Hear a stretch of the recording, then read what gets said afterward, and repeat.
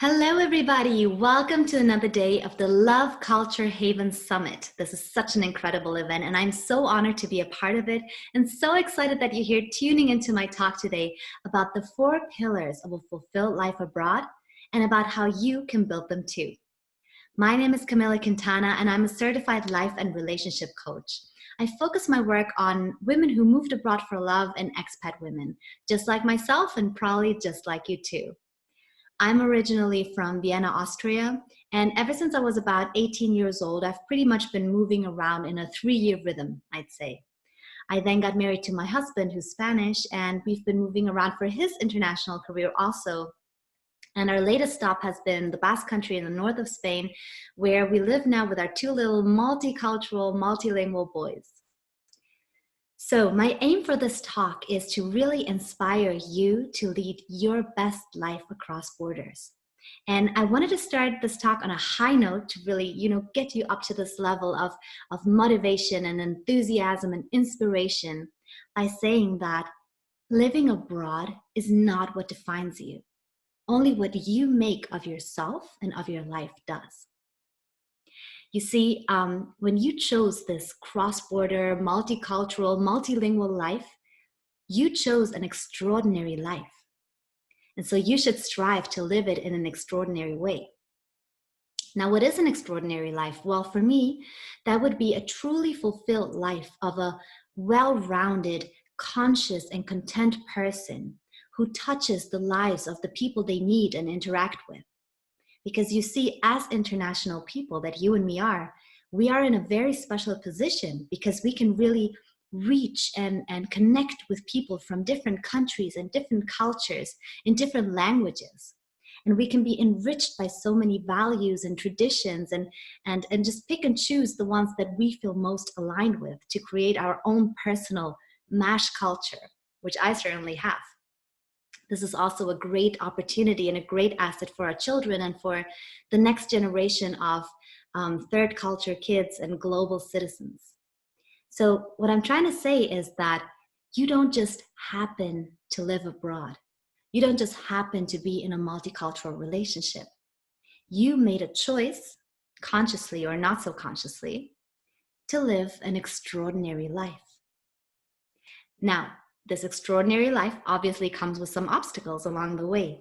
And in my work with women from all over the globe, I've observed that the problems that they came to me for were usually related to one of 4 key areas in their lives that now constitute the 4 pillars.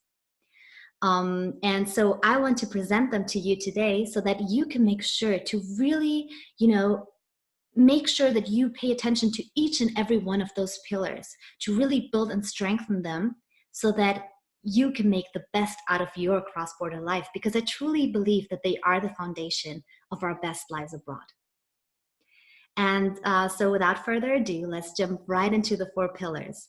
The first pillar is radical self-love, self-acceptance, and self-awareness. You see, when we move abroad, we are confronted with ourselves more than we probably ever were before. Because when we're at home, we tend to hold on to things that make up this image that we have of ourselves, this picture, We create an identity construct, as I like to say. And I sometimes liken it to a container. So we put everything in there, right? The family we come from, the people we surround ourselves with, the schools and universities we go to or went to, the degrees we hold, the profession we have, the spouse we picked or the partner we've chosen, the neighborhood we lived in, the school we sent our kids to, so many different things. And we just put it all in this container. And then also personal traits, obviously. And when we move abroad, we take that container of an identity construct with us, only to realize that not everything made it to our new destination. So for instance, our loved ones, many of them will not have tagged along. And also our profession, a lot of times, we won't be able to work for the same company or even in the same line of work. And sometimes we're not allowed to work at all because of visa restrictions. And then also some personal traits, let's say that at home you dressed in a way that you considered very trendy, but now in your new country, it is considered overdressed or underdressed or even inappropriate. And you might have considered yourself to be an intellectual type back home, and you would, partake in discussions, and you had an opinion about everything. You knew so much about different things. And now that you live abroad and there is a language barrier, you feel like a 5-year-old, unable to communicate and to convey your opinions and your thoughts, which is so frustrating.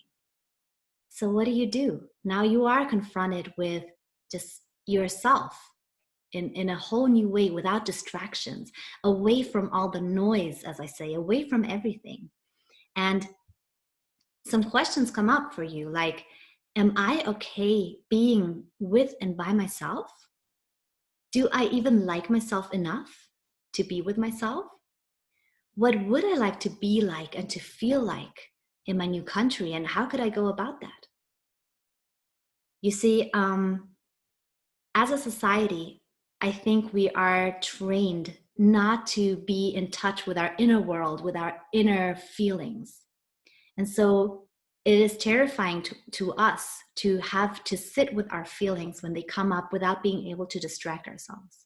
And that's what's happening, because when you're at home, usually it's very easy to distract yourself because you know everything, you know everyone, you always have something to do and some place to go. And when you move abroad, you possibly do not have some place to go and do not know who to distract yourself with, right? So you are forced to sit with your feelings and just feel into them, which can be terrifying. In my personal relocation journey, actually after my latest move to Bilbao, we happened to move to this place that is right across the street from a restaurant that, in my opinion, makes the best tortillas de patatas, which is the Spanish potato omelet. And in the first few months after moving here, I used to go there every day almost, mid-mornings, and have my tortilla de patatas, my café con leche. And I considered it, a nice self-care ritual, 15 minutes of my time, just a nice self-care ritual. I didn't think more about it. And now in retrospect, I realized I wasn't able to sit with my feelings, right? I was distracting myself. And it doesn't even have to be huge feelings like anxiety and depression. It can be little ones, not even those we are usually connected with, like feeling a little bored or a little overwhelmed with something, which is very natural. Well, even here, we look to distract ourselves. And there's nothing wrong with self-care rituals. They're actually super important. But just ask yourself, if you have something like that, like my tortilla de patata, ask yourself, is this coming from a place of being so in tune with your inner self, with your inner world, that you just know, I need a break right now, I need to nurture myself right now? Or are you so not in tune with your feelings that you are looking to distract yourself? Pay attention to that. And, there is a beautiful saying by Wayne Dyer that goes, we can't be lonely if we like the person we're alone with. Isn't that beautiful? And that's really what this pillar is about. Because on your journey abroad, you will feel lonely and misunderstood sometimes, or many times even. And you will need to profoundly know and love yourself and be able to nurture yourself from within. Not through distractions, but rather through presence and mindfulness and compassion, lots of compassion, and obviously some self-development techniques that I will provide you with. In my work, I refer to this as the inner happy place, our inner happy place. So that is, by definition, the feeling of being whole with the WH, of being whole, of being loved and safe and at home with ourselves. And I sometimes liken it to an internal embrace. I obviously derived this term from happy place. Lots of people have a happy place. And I actually happen to have one in my last home, which was back at home in Vienna. which was my kitchen counter. I loved to sit there. It was this beautiful space, and I had this huge window overlooking trees, and there were squirrels on the trees always. So I just, I would sip my coffee there and just really enjoy and feel good about being in this place and retreating there. And when my husband broke the news that we were going to move again, I realized that I cannot be attached to a physical place, or else I would be in this, nostalgic sentiment. I would be stuck there. And I would always think back of, oh, the time, and do you remember? And when I was sitting there, and, so I could not attach myself to those kind of things. But what I could attach myself to was my own inner happy place, which resides inside of me. And you can too. And this inner happy place can really be trained and developed. And, when you work a lot on your first pillar, which we are all able to do, and I happen to believe that it is the most important journey probably that you will have to walk throughout your life, is to really, growing self-aware and connecting with yourself and discovering who it is you are behind all these things that you think are your identity. Well, who are you behind all that? So when you do that, then it will improve also all of your other relationships in your life, which is a beautiful side effect. And so I wanted to give you a self-coaching tool for this pillar, which is just something to kind of ease you into what it is that I do here. And as a little disclaimer, I did this with a lot of my clients, and many of them were moved to tears. So you might want to get a tissue and a quiet moment for this. And so I call it giving props. Because, in the midst of all the craziness that is an international move, you probably struggled a lot. You had to do a lot of things, and you probably didn't hear a thank you for it. So instead of waiting for someone to do that and to acknowledge that, I want you to acknowledge this for yourself, right? So pick a quiet time and then go and stand in front of a mirror and look yourself deep in the eyes. And then reflect back on what this last move entailed for you. The moving, the preparation, the settling in and the adaptation, all of those things. And then say your name and just say, thank you. Thank you for the ways you've overcome yourself. Thank you for all the efforts you've made and all the sacrifices you've made to come here. Thank you for, building a home, a true home far away from home where everyone feels so comfortable and so safe. Thank you for learning a new language and living your daily life in a new language. That is a huge thing. I'm proud of you for that. And thank you for, reaching out to that other mom at drop-off and ask her if she wanted to grab a coffee with you, even though it felt really uncomfortable putting yourself out there. Thank you for that. And the list goes on. Make it super personal. Don't be general. Go into details. What exactly have you struggled with, and in what ways have you overcome yourself? Well, it's time that you give yourself the props that you deserve. And you can do this by yourself and for yourself. And you will notice that when you do, this weight will lift off your shoulder. And it is really emotional. And it is a beautiful way of connecting to yourself. Right, so that was the first pillar of the 4. Let's move on to the second one, which I always call basically like the traits of life mastery. Any life, but expat life in particular. And it is resilience and resourcefulness. So what does that mean? Well, by definition, resilience is the capacity to recover after experiencing difficulties. And resourcefulness is the ability to find quick and clever ways to overcome those difficulties. I personally like the metaphor of adjusting the sails when the wind is blowing the wrong way, because life is really that, right? There will be waves, there will be storms, but if we learn to adjust the sails to suit us best, if we don't give up and we just relentlessly continue to try and master the game, then we will eventually reach the port. So I really like this metaphor. And so what makes it so hard for us to be resilient and resourceful? Well, I'd say it's the limiting views that we have of ourselves, of others, and of life in general.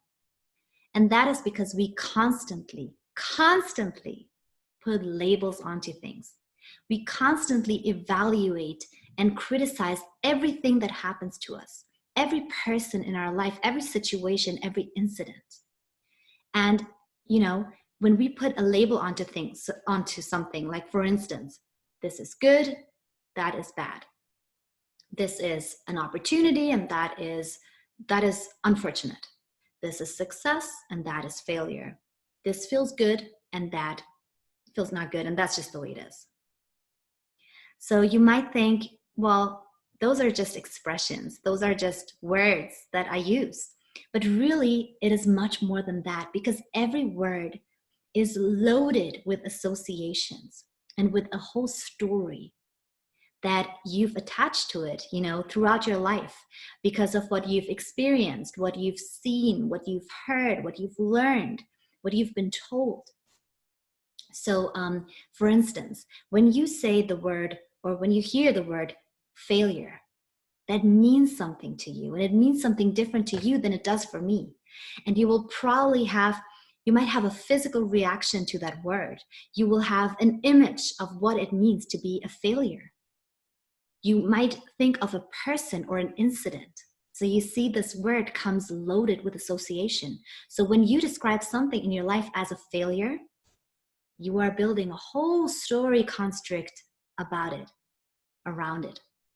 And it is very difficult to break out of such a story construct. It's very difficult to detach the labels we attach onto things. And there is another aspect to this, which is that our brain actually has something called the reticular activating system. And what it does is that it looks for things on the outside that match our inner perception. It's incredible. So really, what you say to yourself on a daily basis will manifest in some way or another, because you will unconsciously look for those things, right? You will draw them to you in a way. So you really got to watch out what we think and say, and the labels that we put onto things. And one way we can do that is by breaking the pattern. What we need is to break this pattern, this habit that we've created. All of us have, right? And I'd like to give you another self-coaching tool in order to be able to do that. And I call it the counter thought exercise. So what you do is 2 steps. First of all, you become aware of the constant labels that you choose, the ways you criticize and you make snap judgments about anything and everything in your life and everyone, right? So first of all, you become aware. And let me tell you, you will be surprised as to how much you do that. You're probably not even aware of it until you pay attention to it.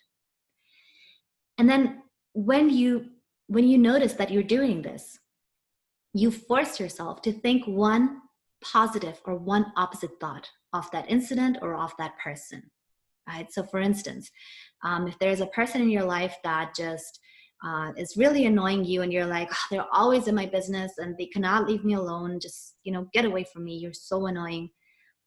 What could be a positive thing about them? Well, maybe you remember that every time you needed something, they were there and they helped you out. So that could be your opposite counter thought. Or maybe it's a messy person and you're so frustrated because you always have to clean up their mess. They leave everything lying on the floor and you just have to clean up after them. And the positive thought about that could be, well, they are really messy, but I do appreciate how creative they are. And I guess their creativity cannot be put in this container of structure and organization. Or maybe you come to realize that, well, they are very messy when it comes to their things, but when it comes to their schedule or something else, they are very structured, So, and if you cannot come up with anything positive, then just for the exercise sake, think the opposite thought, anything.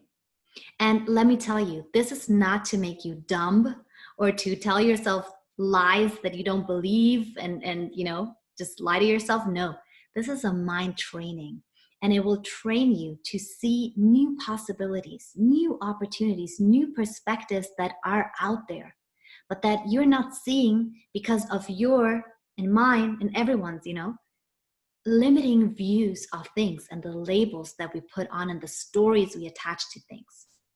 So this is really a mind training. And let me tell you, when you do this for some time, you probably won't be able to stop it. It'll be automatic. Like with me right now, it is absolutely automatic. I cannot stop doing it. And I actually do see so many opportunities that I did not see before. So it is a super powerful self-coaching tool. And I really encourage you to try it out. And when you've done so for, let's say, a week, you will notice that it will make your life so much better and easier, and it will make you so much more resilient and resourceful. So with that, let's move on to the third pillar, which is relationship and family life. A lot of times my clients come to me with a presenting problem that when I scratch a little on the surface, it turns out that the underlying problem is actually a relationship problem, either with themselves or with their significant other or someone very close to them.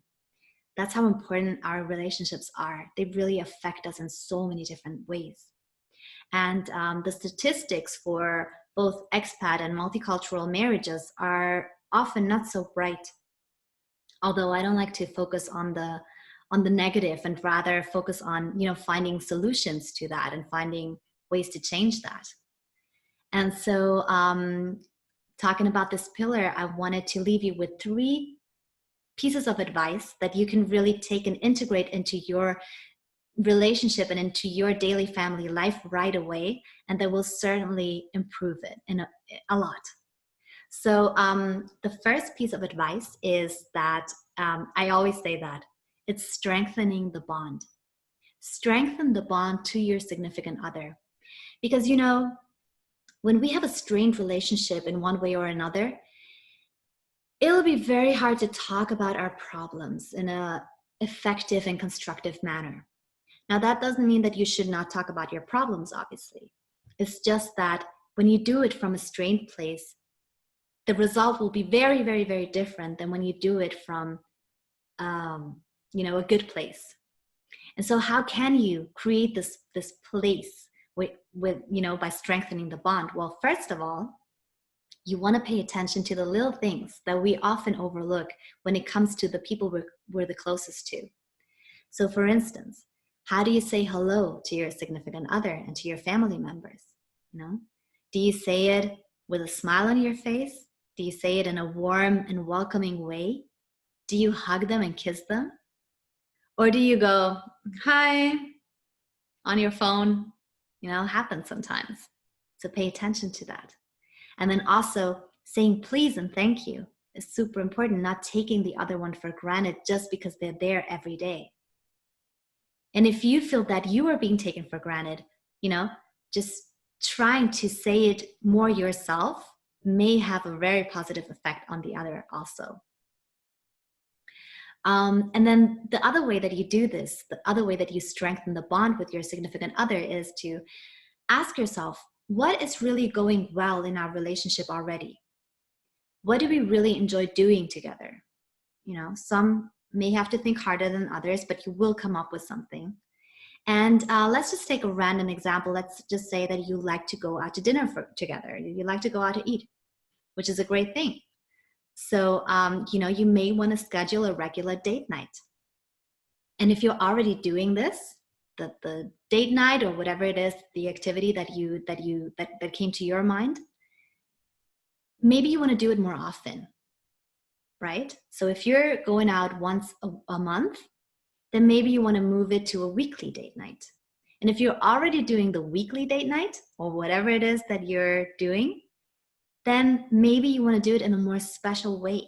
Maybe you want to pick a certain restaurant, like a thematic restaurant, or maybe you want to, take a little trip for that on that night, or maybe you want to dress up for it in a special way.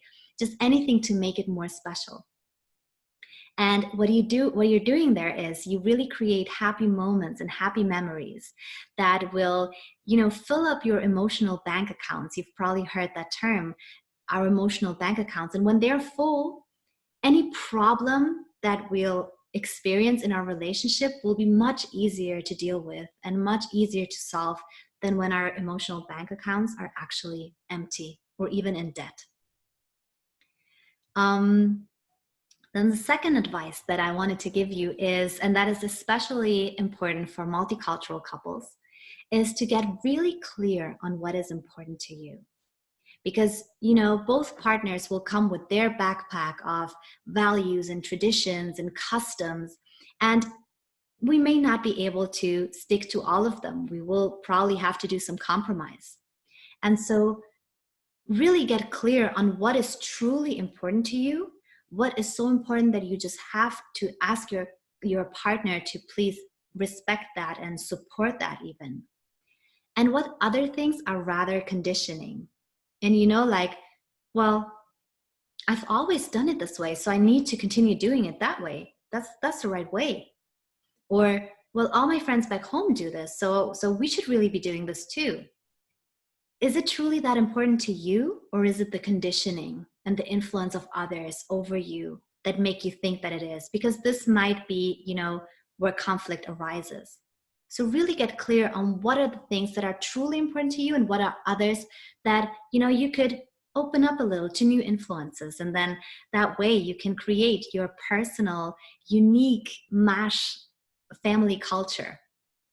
I just recently wrote an article for the Bonjour app, which is a platform for expats, about creating a unique family culture across borders. And it was all about that. It was about, original ideas to make that happen and to really strengthen the family instead of weaken it because of that. And then the third advice is actually just a concept that I wanted to present to you. It's by the relationship expert John Gottman, who's a very renowned and famous, expert and writer. So he's written several books, and if you're interested, go read them. And this communication concept is called bids versus blocks.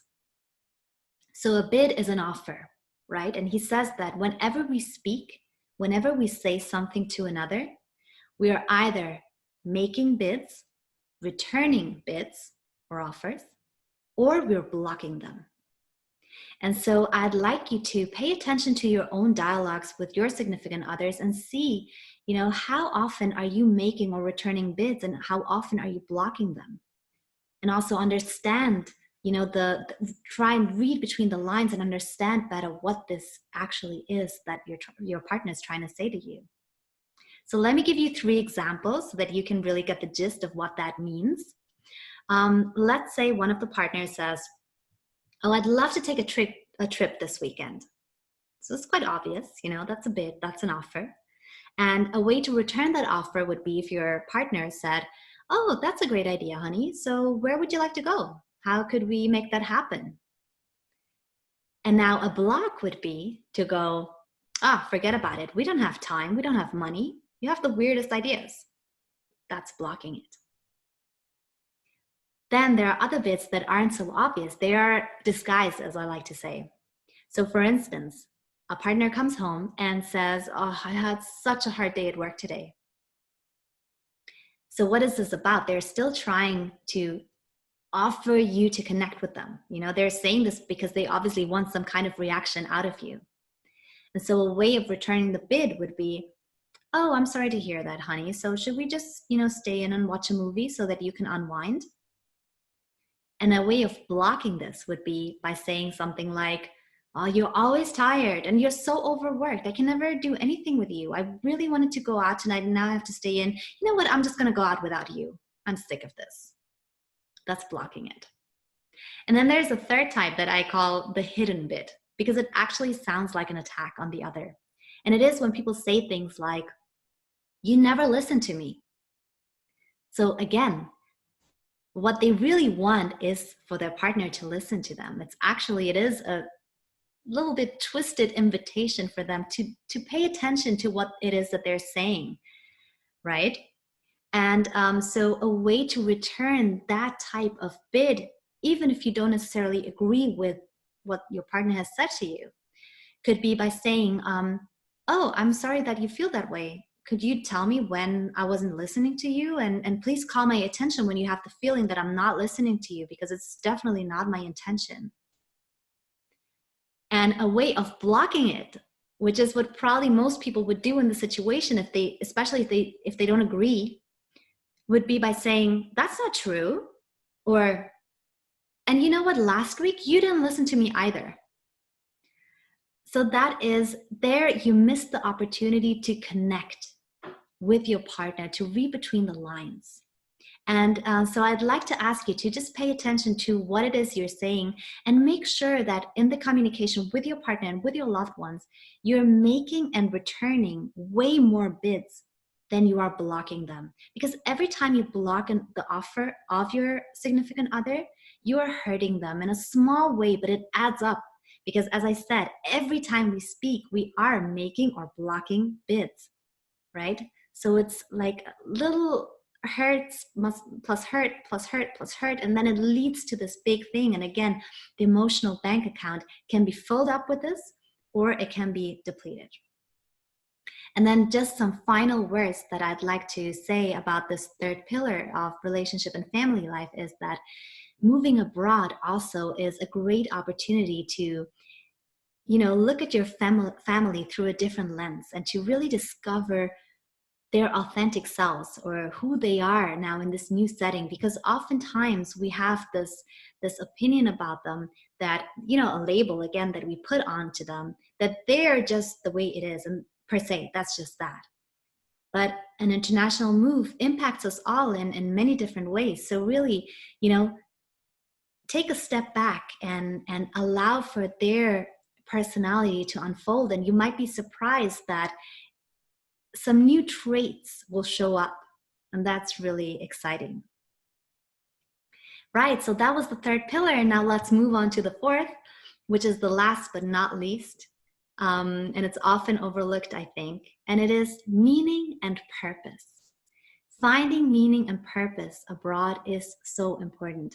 So that would be an activity where you feel needed, that kind of makes you get out of bed in the morning because you know that something or someone is waiting for you, and that you enjoy doing. You get into flow doing it, and you can have some accomplishments while you're doing it.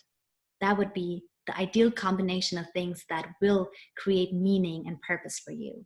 Now, everyone is different, and what gives me meaning and purpose may not be the same thing that gives it to you. But I wanted to leave you with some questions to reflect on that might, you know, shed some light on what could give you meaning and purpose in your life abroad. So ask yourself, when were you the happiest in your life, and what were you doing? What have you always wanted to do but just never gotten around to do it, or you never had the courage or the time to do it? What was that? Then what are your special skills, and what differentiates you from others and from the locals? You know, possibly a language and possibly some other things. And also, what do they have here that they would need back home, and vice versa? What do they have back home that I could bring here? That's a reflection that great business ideas were based on. And also, what am I missing here, and how could I create a substitute for that? So I just recently had a client tell me that she started an English-speaking book club in her city, in her new city, because she really missed that sense of community and of, you know, having like a group activity. And so she, you know, she didn't wait for things to happen. She took matters into her own hands, and she created this beautiful project that really fills her up. And it's a great way to provide you with meaning and purpose. And there might be something for you also that you're missing back home, but that out of your own initiative, you could bring into your new environment in some way or another, right? And by the way, no excuses.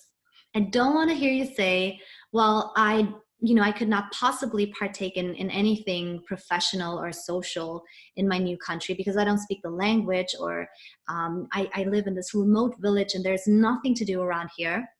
Well, unless you don't have an internet connection, in which case I feel very sorry for you. But since you're watching this, I assume that you do. There is a whole world online, you know?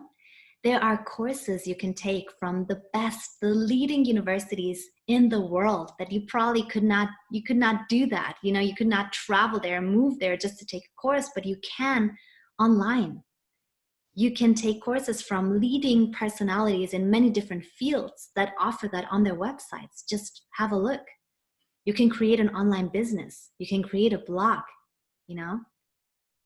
There are so many opportunities online, so please don't tell me that because you don't speak the local language, or because you don't know anyone, or because you live in a village or whatever it is, that you're not able to find something meaningful and purpose providing. And then another thing that I wanted to add here is that it is super important to have a routine, a meaningful routine. And you might want to ask yourself, what would the best version of me be doing all day? So that's important if you don't work abroad, obviously, and you have lots of time on your hands, and you don't want to look at your watch and go, oh, it's 5 p.m. and I haven't really done anything today. That won't be good for your well-being. So really, think about what are the things that are important to you. It might be, family time, work time, socializing, exercise, learning, growing, whatever it is. You just create those chunks of things and of activities, and then you make sure to schedule them into your daily routine, So that's just another last piece of advice. And yeah, with that, we actually reached the end of those 4 pillars of a fulfilled life abroad. I sincerely hope that you got lots and lots and lots of value out of this, and that the tools that I shared with you and the tips and techniques, that they will improve your life immediately. And if you want to dive into this deeper, if you want to continue the conversation, I'd be more than happy to. So I am actually providing a free resource that you can get on my speakers page or on my website, which is, again, an ebook with some self-coaching tools, some more that you can take to improve your well-being abroad. And then I'm also offering a 15% discount on my transformational signature coaching program called the Inner Happy Place Roadmap. And it is really revolving around the 4 pillars, but also going very deep into your personal, unique, situation and your unique goals and your environment. And what it includes is weekly one-on-one coaching calls, which we'll do online via video call service. So again, no excuses. You don't need to find someone in your country or go somewhere or find someone that speaks the language.